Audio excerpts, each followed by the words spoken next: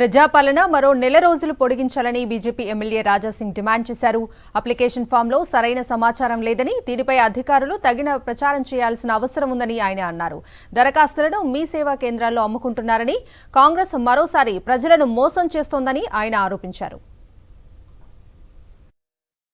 ప్రతి ఒక్క సెంటర్లో వేల మంది జమ అవుతున్నారు, చాలా ఇబ్బందిలో పడుతున్నారు. ఒక్కొక్క సెంటర్లో 100-200 ఫామ్లు ఉంటే వేల మంది జమ అయితే మళ్ళీ వాళ్ళకి ఏ విధంగా ఫామ్లు డిస్ట్రిబ్యూట్ చేస్తారు? అదేవిధంగా దీంట్లో కొత్త పింఛన్ గురించి కానీ, రేషన్ కార్డుల గురించి కానీ వివరణ అడిగితే వైట్ పేపర్లో రాసియాలని అంటున్నారు.